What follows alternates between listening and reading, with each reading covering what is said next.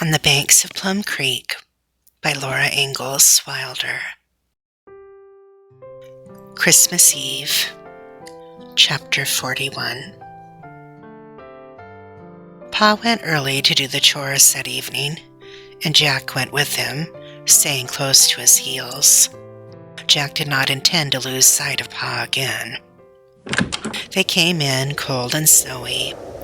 Pa stamped the snow from his feet and hung his old coat with his cap on the nail by the lean-to door. "The wind is rising again," he said. "We will have another blizzard before morning." "Just so you are here, Charles. I don't care how much it storms," said Ma. Jack lay down contentedly, and Pa sat warming his hands by the stove. "Laura," he said, "if you'll bring me the fiddle box, I'll play you a tune." Laura brought the fiddle box to him. Pa tuned the fiddle and rosined the bow, and then while Ma cooked supper, he filled the house with music. Pa's voice rollicked with the rollicking tune, and Carrie laughed and clapped her hands, and Laura's feet were dancing. Then the fiddle changed the tune, and Pa began to sing about sweet Lily Dale.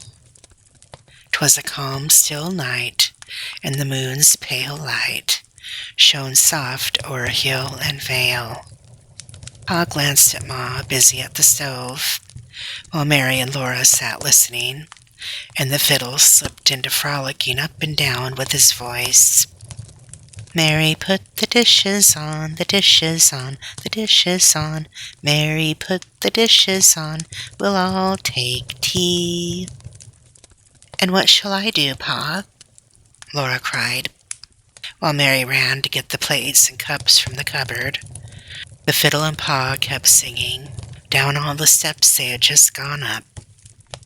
"Laura, take them off again, off again, off again. Laura, clear the table when we've all gone away." So Laura knew that Mary was to set the table for supper, and she was to clear away afterward. The wind was screaming fiercer and louder outside. Snow whirled swishing against the windows, but Pa's fiddle sang in the warm lamp-lighted house.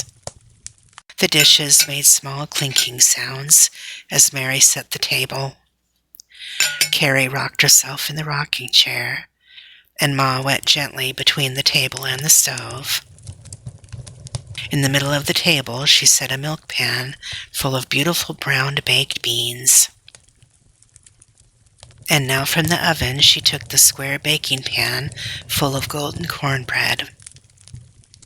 The rich brown smell and the sweet golden smell curled deliciously together in the air. Pa's fiddle laughed and sang. Laura patted Jack's very smooth forehead and scratched his ears for him, and then with both hands she gave his head a quick, happy squeeze. Everything was so good.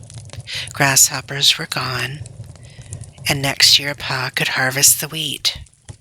Tomorrow was Christmas, with oyster stew for dinner. There would be no presents and no candy, but Laura could not think of anything she wanted, and she was so glad that the Christmas candy had helped to bring Pa safe home again. "Supper's ready," Ma said in her gentle voice. Pa laid the fiddle in its box. He stood up and looked around at them. His blue eyes shone at them. "Look, Carolyn," he said, "how Laura's eyes are shining."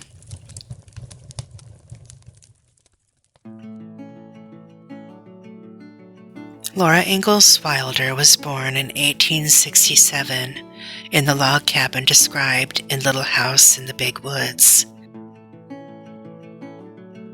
As her classic Little House books tell us, she and her family traveled by covered wagon across the Midwest.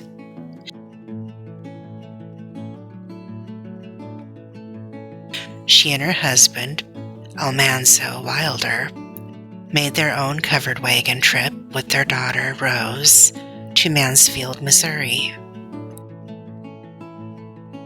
There, Laura wrote her story in the Little House books and lived until she was 90 years old.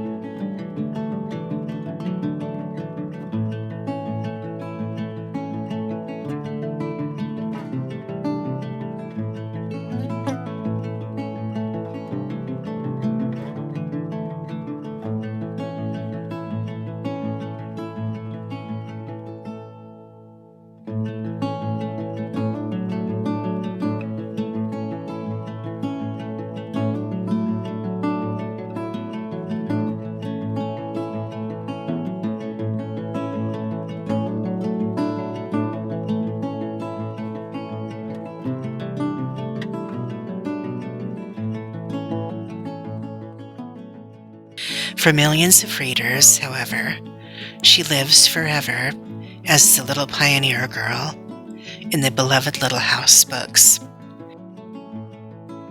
Garth Williams began his work on the pictures for the Little House books by meeting Laura Ingalls Wilder at her home in Missouri, and then traveling to the sites of all the different little houses.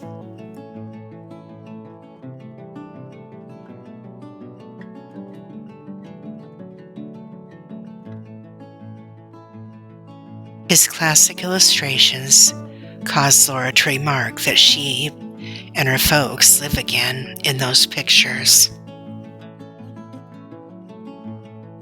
Garth Williams also created the illustrations for Charlotte's Web, Stuart Little, and almost 100 other books.